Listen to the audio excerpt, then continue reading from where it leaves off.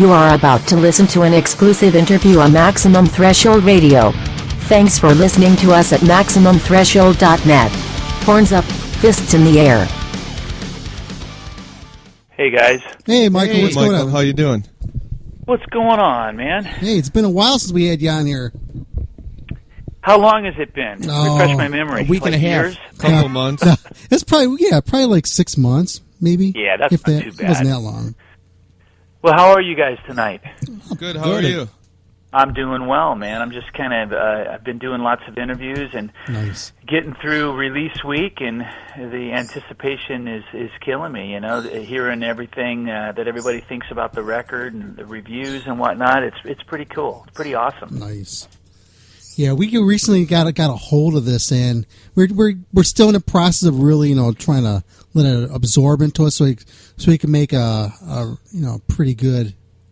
How would you say it? What are you trying to say, Dom?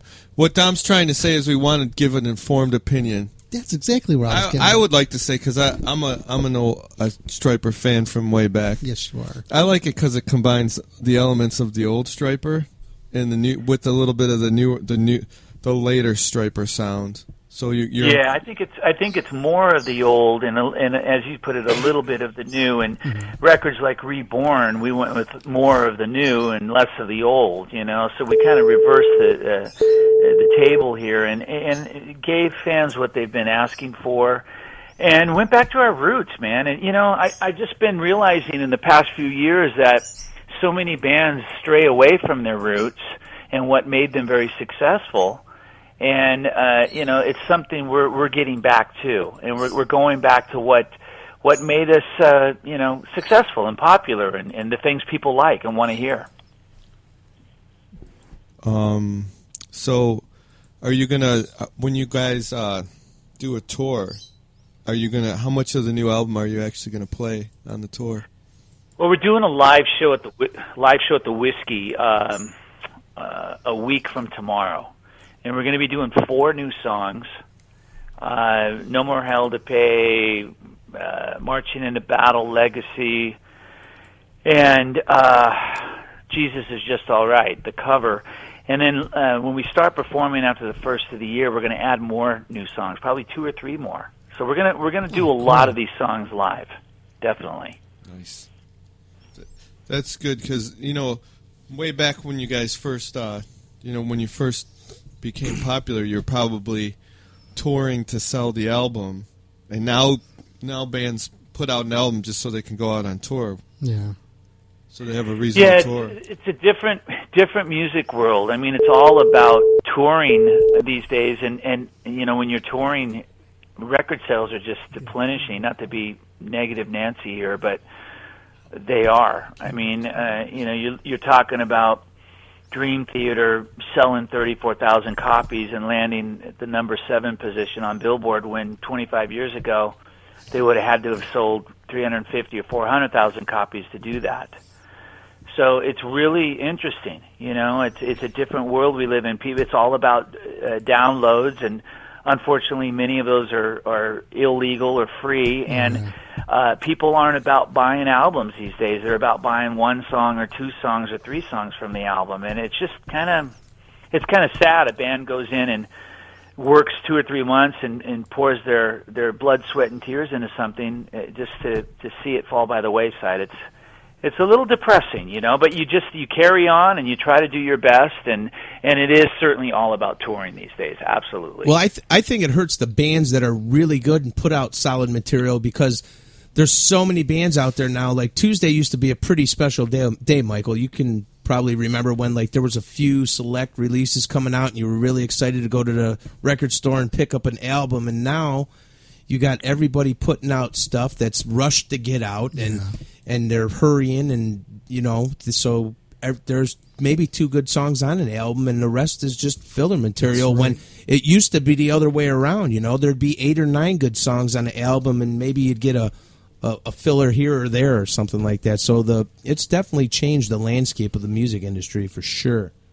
It has, and anybody, and this isn't to take credit away from other bands, but they're back in the early 80s, as you said, there were a handful of bands. You know, you'd have a few releases coming out any given week, and that was it. But nowadays, it's like hundreds, if not thousands, of releases, and anybody can get their music on iTunes and make it available, which is great.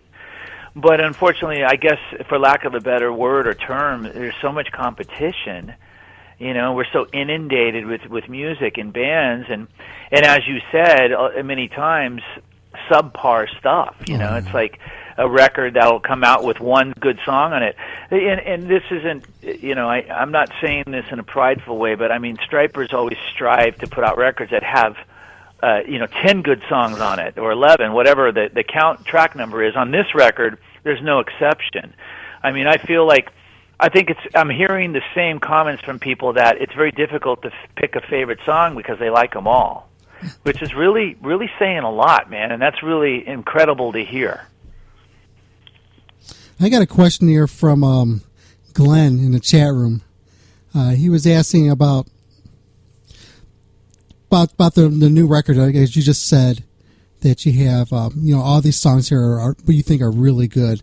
I'm just condensing what he was saying. And I guess the point he's trying to make is, how many songs did you originally write for this record that didn't make it on here? Well, you know, the way I wrote this record is I carried my iPhone around with me and used the voice recorder every day.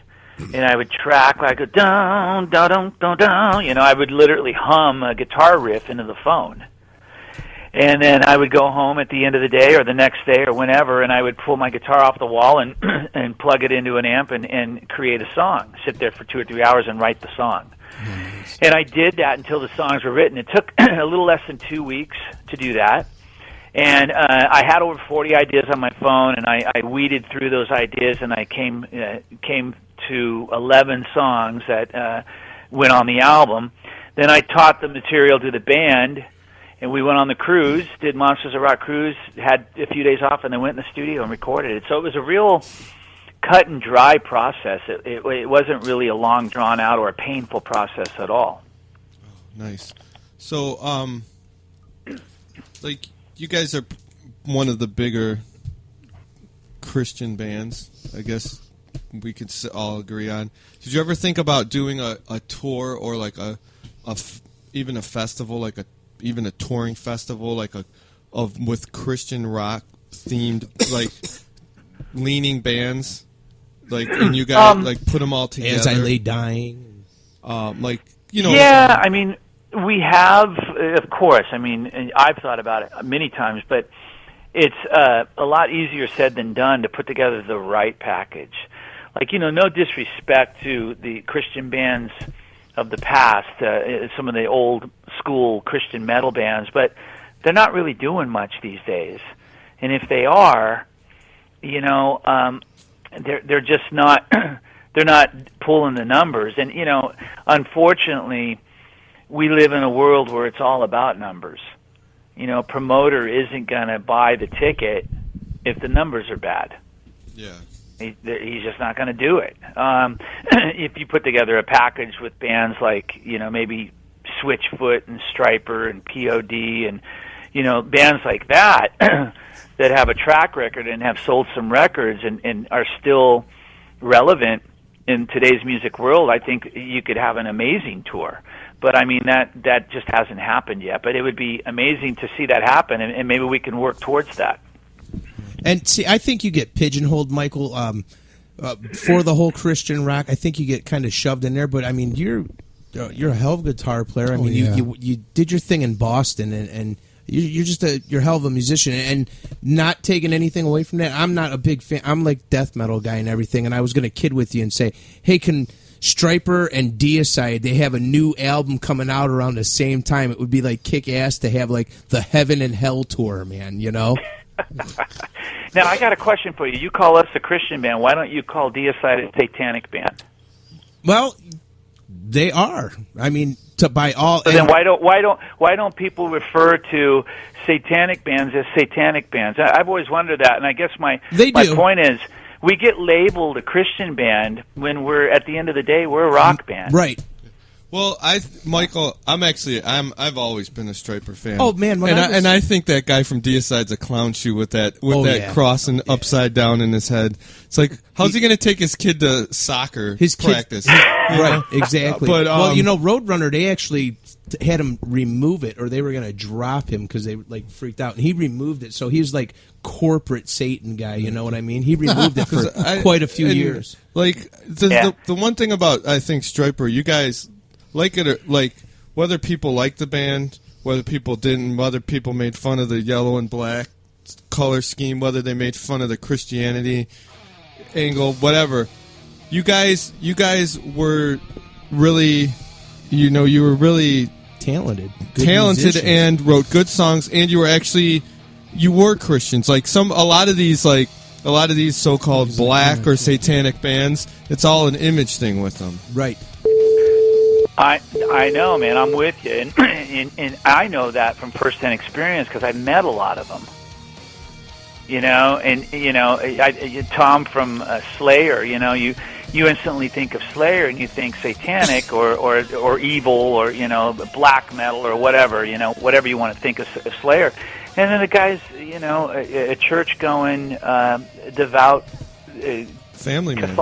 Catholic Christian family man, and that's great. I think that's awesome. But I mean, live what you say you are in your songs, and that's what Stryper does. Stryper lives it. I mean, we are Christians, and we've waved that flag for 30 years, love it or hate it. You got to give us props on the fact that we've stood our ground and we haven't backed down. And do you think, on a more lighthearted note, do you think that your voice still sounds the same because you got Jesus in your corner? I think that there are a lot of things that happen in this band and continue to happen in this band because we have Jesus in our corner. Yeah. Does my voice sound the same? No, it doesn't. I mean, my voice has changed. I've lost a lot of my range. It's gotten a little grittier, but I don't necessarily think that's a bad thing. Not at all. I think it's a good thing. I think it works in my favor because my voice is really high and really clear and sometimes not so fitting for metal songs, and at least this is the feedback I've gotten over the years. So I think it's more fitting now for this style of music, and it's worked to my advantage, I think. And also, not wearing spandex anymore probably helped your voice lower just a little bit. I really don't think so. I think because I actually still wear clothes that have spandex in them. As a matter of fact, you may be wearing something that has spandex in it if you look at the label. I do. I have a sports bra on. There you go. So I don't think it helps your voice one way or the other. I don't think it affects it at all. Well, we got to ask some funny questions. No, man. I don't mind that. I guess it wasn't so much the spandex that I had issue with or took issue with. It was more so the black and yellow spandex that I took issue with. I look back on those times and I cringe over some of those pictures. And I guess, it's part of who we are and were. But man, thank God we don't wear that stuff anymore. When it comes down to it, it's all about the music. It's not how you look or what you wear. It's all about the music. It is, and it should be. The music, and of course, as important, even more important with us, is the message. Because we literally take it, to heart, and we mean what we say. I mean, we don't sing about what we sing about to make a buck. I mean, if we wanted to make a buck and make more bucks, we wouldn't have sung about God. Right. We would have sung about sex, drugs, and rock and roll. We would have been a lot bigger. But we mean it. I mean, we live it. We try to anyway. So when you guys got together to record No More Hell to Pay, I mean, 2013 was pretty big. I mean, you had the Second Coming where you re-released or re-recorded some of the older material. So when you guys got back together and were writing No More Hell to Pay and everything, was there a lot of pressure to deliver the goods on this? I mean, because it's your name's on it, and you guys got a certain fan. You got fans that are expecting certain things from you, and you don't want to let them down. So, did you feel the pressure getting back together and to get this out? And because I felt the pressure in terms of just like before I started writing the songs, piecing them together. I had all the ideas in my phone. Before I went down to my studio and put them all together, yeah, I felt the pressure. Like, oh, man, I got to get this done. I got to, I went to Dave Mustaine's house, and we were having dinner with him, and I shared that with him. I'm like, dude, I got to go home and write 12 songs, and he just told me, he said, God's in control, don't worry about it, it's going to happen. And he was right. And, there was no pressure from the label, there was no pressure from the band or our camp or our team. It was just more of a pressure from myself of wanting to do well and wanting to make it the best that it could be. And that's the thing that's changed about the 80s, too, where back in the day you had a record label saying, Michael, come on, we need this record, we need it. Now, the record companies, the little guy, I mean, the artists really have the upper hand and all the control, so you're really not rushed from that side of things. We're not. And, one thing that's really cool, a lot of people may not know, that Stryper's always had, we've had it written into our contracts, is we have creative control. I mean, that's a clause in our agreements. And we've never had the labels coming to us saying, all right, we want you to do this and we want you to do that. That's never happened in the history of the band. We rarely submit demos. Most bands have to make demos and send it to the label and get approval on the songs going on the record. We don't do that. Not because we're jerks or anything. It's just because that's something we request. Like when we did this deal with Frontiers, they said we want demos, and I said, nah. I said the last 25 years are demos enough for you to know what we're going to do and, know what to expect. And so that relieves a lot of the pressure. We don't have to follow those rules that a lot of bands have to follow. Nice. So, some of your other musical endeavors, everybody wanted to know, they were excited when they saw you coming on, and everybody wants to know if there were any plans for you to tour with the T&N, or was George Lynch just blowing smoke? Man, I don't think George was blowing smoke, because I got a call. I mean, not only did I talk to George about it, but I talked to Jeff about it too.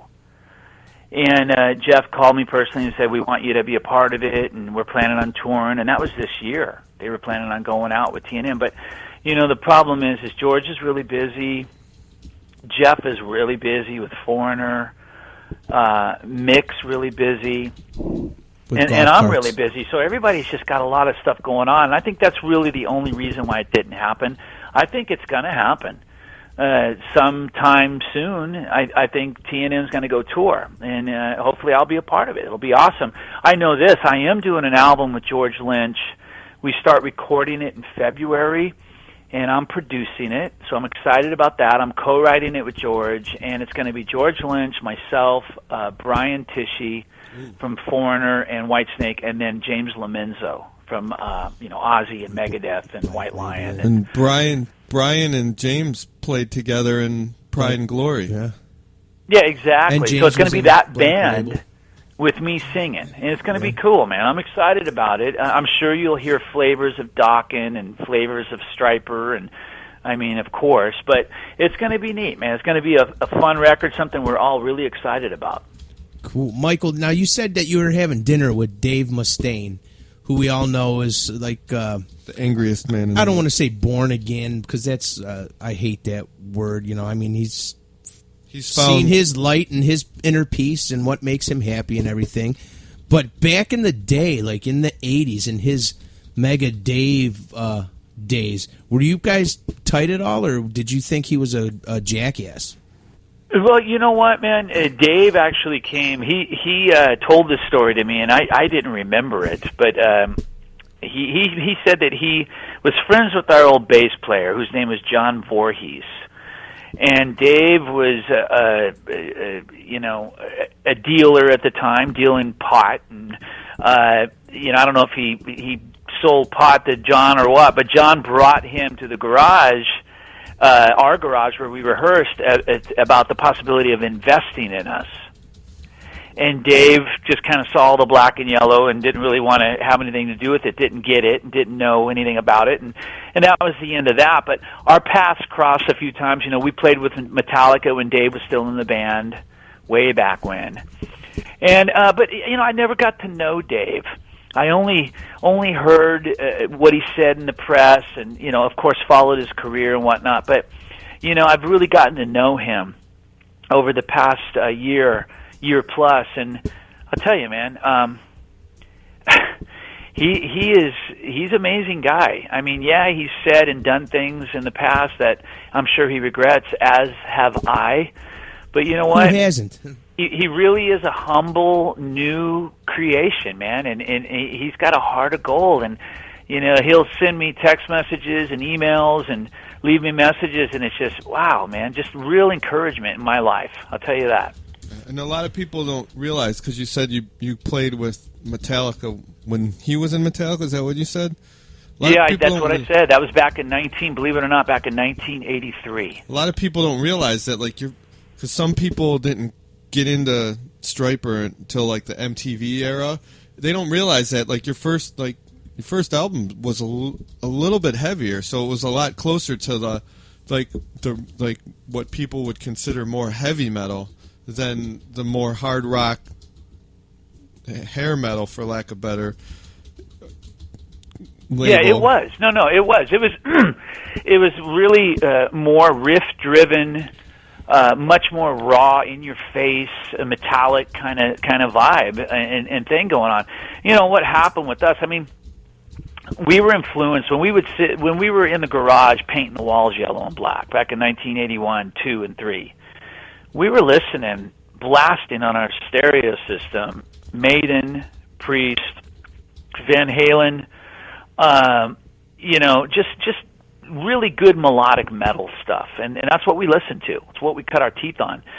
And then, you know, we'd after we listened to a Maiden album, we'd throw in a Night Ranger album, nice, or a Journey album. So we just listened to good music, you know, with good singers and good guitar players. That's what made us go, ooh, what's that? Wow, that's awesome, you know. So I think that started to come out, not in the beginning on the first record, but started to come out much more so on To Hell with the Devil, and then even more so on In God We Trust. Our lighter side, you know, call it syrupy or whatever you want to call it, that came out more because we were influenced by a lot of those kinds of bands as well. Yeah, sometimes it's hard, like, especially when you're younger and you're making your bones. You can't help but evolve to what, like, evolve and be influenced by the stuff you grew up listening to. Like you said, you listen to some of that stuff, and a good song's a good song, no matter what kind of music it is. And exactly, and you know, I don't come from that school of, you know, live metal, die metal, where it's all you listen to. I mean, I love metal. I mean, Halford's one of my biggest influences. Dickinson, my gosh, I mean, you know, Maiden and Priest are two of my all-time favorite bands of all time. You know, but at the same time, there were some songs I really dug by Loverboy, you know? I'm like, because I like the melody. I like It's Over. You know, When It's Over by Loverboy. I'm like, that's a darn good song, you know? So I was attracted to, as a writer, as a singer, as a guitarist, I was attracted to the song. And that's what made me go, man, that's really good writing. Or that's a great melody, regardless if it was metal or not. So, I'm only laughing because I listen to Loverboy's greatest hits every Friday to get ready for the weekend, and I love me some Night Ranger too. That's a great band that a lot of people don't really think about as far as like being good songwriters and a good solid band. But a lot of people know that you did a stint in Boston, and you know there's the potential TNN thing going on. If there was one band other than Stryper that you could go out and do a tour with, like your dream gig, like who would it be? For me, and this may shock you guys, or it may not at all, it would, in an instant, I would say Van Halen. Oh yes. Are you in the Dave camp, or are you in the Sammy camp, or are you in I'm the in Gary Cherone camp? No, Don't not be- a don't Cherone be camp. the- I do like Cherone.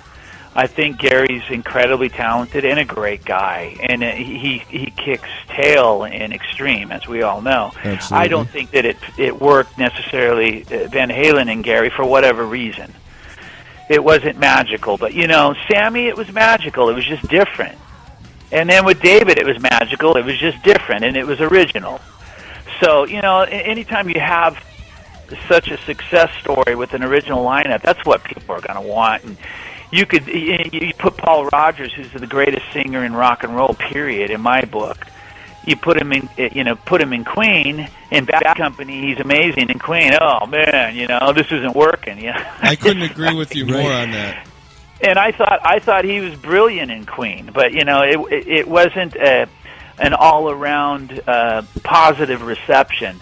But Van Halen, man, I grew up on those songs. I can sing them, and I love that stuff. And that probably influenced me more than any other music on the planet. Was Van Halen. Nice, me too. I'm a huge David Lee Roth was my idol growing up. He still is my idol. Yeah, David Lee Roth was amazing. I mean, he wasn't the best singer technically. You put him up against guys who were technically incredible, like Dickinson and Halford and Steve Perry and all these kind of guys with the big ranges and big notes. But David was all about character. He had a character that was unmatched and untouched, and what a great showman, and just a great front man. Amen. And you're talking about Halford and guys with big range like that. Another guy from your era there. What do you think about the old King Diamond? Dude, look, I've heard King Diamond, of course, and I've heard King Diamond songs, and I respect him. I think he's obviously a great singer, but just his voice, not his voice is phenomenal, because the guy, or was. I don't know if he's still singing like he used to. Or I couldn't tell you. But, I mean, it just never did it for me, the music. Again, as a writer, that's really what I notice first is the song. Okay, like, is this song doing it for me? Then after that, I'd say I notice the singer and the melody. Then I'll notice the solo and the guitarist. So it's kind of a 1, 2, 3 with me. But King Diamond stuff never really floated my boat, But what a great singer, yeah, of course. The King Diamond solo stuff or Merciful Fate stuff, too? And just decide nothing about content musically. Great singer. Right. Great singer, obviously. A proven, fantastic, amazing singer, of course. But I couldn't tell you, I couldn't tell you a lyric or hum a melody for you, Right. So, nice selection in the background. So what are your thoughts? Because I'm a big fan of this, and you said you're a fan of the song. What about isn't this King Diamond in the background playing right now? It is. It's the new stuff. He's covering a Stryper song. What do you think of Hall & Oates? Truthfully, I love Hall & Oates. I watch Daryl's place all the time. That was my next question. Live at Daryl's. I mean, are you kidding me? I love it. I think they're brilliant songwriters, and their track record proves that. That was my next question. Was going to be, would you, if you did like them, would you go on, or would you take the whole band, or would you accept the offer to go by yourself if Daryl invited you up? Of course, I'd go on. Live at Daryl's house, yeah, I'd go on. I watch it all the time. I just recently watched the one with CeeLo, and unbelievable. Oh my gosh! And then Todd Rundgren. I don't know if you guys saw that. Oh, when he was in Hawaii, that was a good one. My favorite one though, because one of my favorite songwriters is Butch Walker. Oh yeah, I've watched that one like 100 times. Yeah, you know what? I haven't seen that one yet, but I will. I'll do the old, on demand and find that and watch it. But yeah, man, I love that show, and I love Daryl Hall and John Oates. As a matter of fact, John Oates actually follows me on Twitter. I got a kick out of that, man. And Nice. I love the band. Yeah, amazing writers. So what if Daryl called you? What would you want him to cook, And what Hall & Oates song would you cover with his band? I would want him to cook Mexican food. And as far as wine, I would want him to get a bottle of Layer Cake Shiraz, or a few bottles for that matter. And as far as Daryl Hall and John Oates songs, oh my gosh, man, there are so many. I would love to sing Sarah Smile. I mean, yeah, that'd be amazing. It's one of my all-time faves. I mean, those guys are, you go see them in concert and they do 3 hours. Every single song is going to be a hit. Yes. Would you do like think about doing like Family Man or Adult Education, or maybe doing a duet, maybe doing Unchained Melody with Daryl Hall? I don't think I've seen anybody do that with them yet. Would you sing a song with Scott Hall? Of course I would, and I guarantee you, I'm sure a lot of that's produced much more than you probably realize. So I'm sure these guys go in saying, "Hey, I'd like to sing this," and maybe they sit there and work it out, and it's not working so well, so they do another song. So I'd do whatever wound up being done well, and that made it to the cut. Because I'd love to see like some of the rehearsal, because they always show them ending a song and saying, "Okay, let's do it." And no matter how good the musicians are, they don't just run through it once and then record it for the show. Well, no, that's what I mean, because you know that there's going to be little mistakes here and there, and they want to they'll probably go through a song 2, 3, 4, maybe even 5 or 6 times, and then they pick the best one, and that's what they run with, because it is live. Whatever they wind up going with in the end is live. Michael, before we get out of time here, let everybody know where they can find out what's going on with Stryper and tour dates and merchandise, and where they can pick up the record. And well, man, we got an incredible merch package going right now with a limited edition T-shirt that is No More Hell to Pay T-shirt, and it's the kind where the graphics wrap around the whole shirt, really awesome.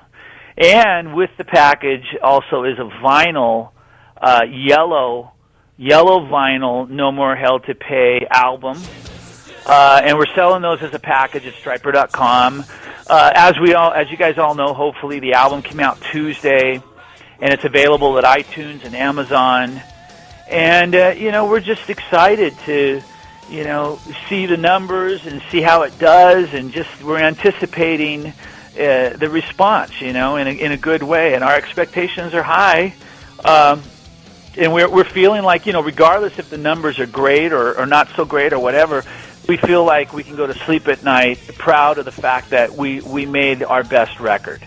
And everyone seems to agree with that, if not our best, certainly one of our best. And, we're thrilled about that, man. We're super thrilled about that. Michael, what was that website again? I'm going to order this when I get off the radio. It's Stryper.com. Just Stryper.com?